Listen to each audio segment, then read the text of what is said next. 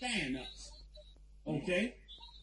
And let's be real. I want to be real about something with these vaccines, since the whole vaccine jumped off today, right? So I want to be real about it. First of all, everybody should take the vaccine. Okay? Stop that bullshit about the vaccine. Right. Now on the flip side, I understand why black people don't want to take the vaccine. Black people don't want to take the goddamn vaccine because they don't trust your white ass. That's what it really comes down to. Black people do not trust what white people gonna put in that goddamn vaccine, because they don't watch white people destroy them over and over and over and over again.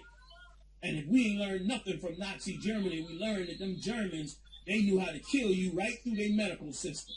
They was killing every injured or maimed or paraplegic in the entire country. Was doping them up, killing them, doing all kinds of shit to them.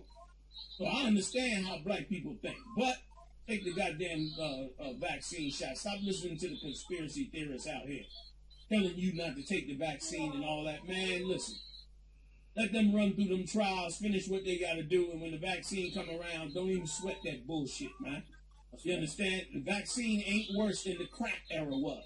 If you lived through the crack era, then all right then you know the vaccine ain't worse. Man. Okay? Oh, you lived through the heroin era of the 60s and 70s.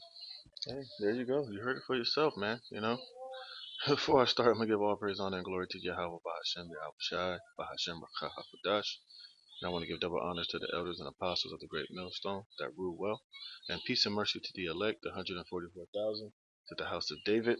All you sincere Akim out there pushing his word in all sincerity and truth, with all hope of receiving salvation from our Lord and Savior, Yahweh Shai HaMashiach, Shalom.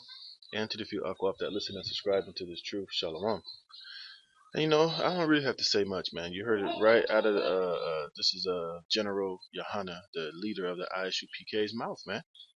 And I just, all praises, glory, and honor to Yahweh Bashem Yahweh Shai for exposing this type of, false leaders and false prophets among our people, and especially in these last days.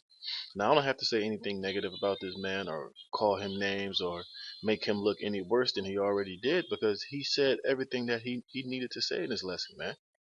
And those of you that are in the ISUPK, I advise you wake up, all right? Because this guy is leading you down a slippery slope of utter destruction, man.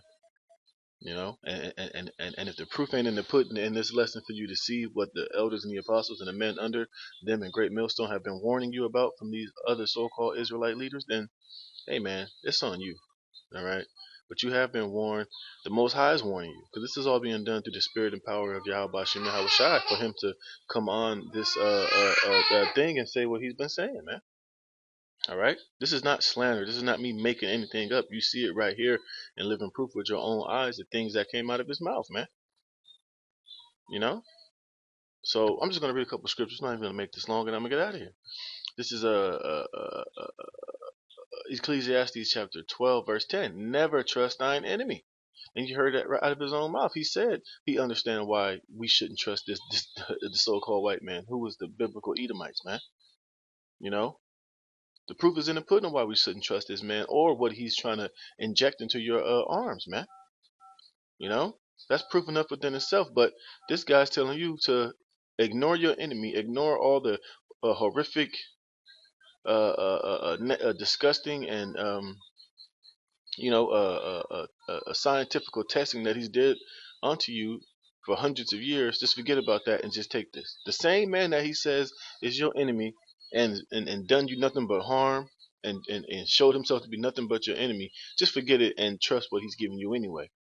You see, that's why we're going to let the Most High be true and every man a liar. Because the Lord said, never trust thine enemy. For like as iron rusteth, so is his wickedness. It's always going to be there. You can't, you can probably wipe it away. He can probably not show himself to be your enemy, but eventually he's always going to show himself to be your enemy. And this new machination that he's bringing out to get all you so-called Negroes, Latinos, and Native Americans is another example of why you shouldn't trust this guy, man, or the things that are in it. It says, though he humble himself and go crouching, yet take good heed and beware of him, and thou shalt be unto him as if thou hadst wiped a looking glass, and thou shalt know that his rust have not been altogether wiped away. All right, so he can't wipe away his wickedness with a smile and with a suit and with other so-called Negro women on his panel saying, "Oh, I did it, so you should trust it too." That's not going to wipe away his wickedness just because you get a couple faces that look like you telling you that he's okay to go. So in my eyes, this General Yohano, he ain't no different than those. He ain't no different than Eve going to the serpent and getting Adam to bite that apple, so to speak, man. He ain't no different. He's in that same stead, man. So you shouldn't trust this guy. You need to get the hell away from this guy. It says, "Set him not by thee, lest when he have overthrown thee, he stand up in thy place. Neither let him sit at thy right hand, lest he seek to take thy seat, and thou at the last remember my words and be pricked therewith." It says, "Who will pity a charmer that is bitten with a serpent?" And nobody will, man. You see this time and time and again on all these different National Geographic videos or these other videos where you got these guys who's trying to tame alligators, trying to tame serpents, trying to come near wild beasts and animals and bears, and they get their ass mauled to death, or they get their whole, like the elders would say, their whole ass slapped off. It's hilarious and it's funny, and you don't feel sorry for them because they had no business being there in the first place. Same with this situation.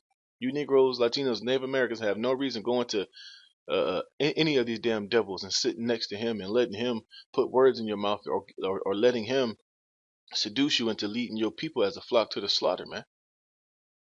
You know, and Yahweh Shem Yahushua is going to deal with guys like this, man. And whatever happens to this guy, ain't nobody going to feel sorry for him because he's playing with a serpent. He's playing with fire, man. And you know what happens when you play with fire, man? You eventually get burned, man. It says, "Or any such as come nigh wild beasts. So one that goeth to a sinner and is defiled with him in his sins, who will pity?" And taking this, you know what is a sin, man. Taking that CR19 is a sin, man, because everything that's in it is a sin. You know.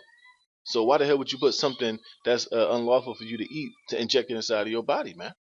In which the Lord tells you not to print or inject anything inside your skin anyway, because we are temples of the living power. We are temples of the Most High.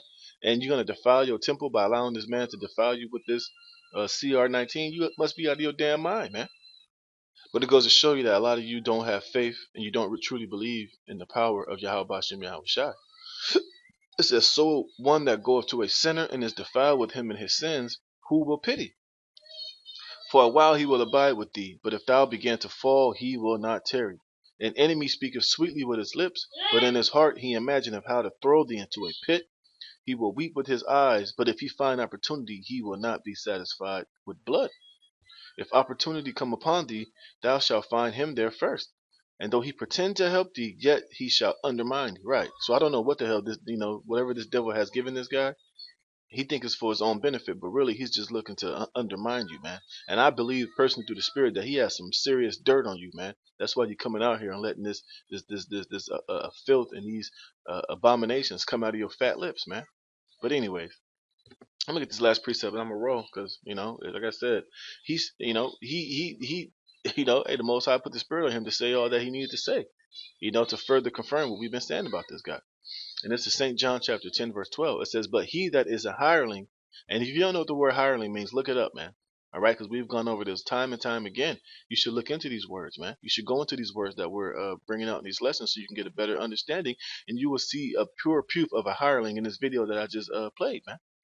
"And not the shepherd, whose own sheep are not, seeth the wolf coming, and leaveth the sheep and fleeth." And everything that he said for you to do is a prime example of a shepherd leaving the sheep when to be devoured by the wolf. And the wolf is Esau Edom, and the so-called white man, and his and that CR19, and eventually the mark of the beast, man.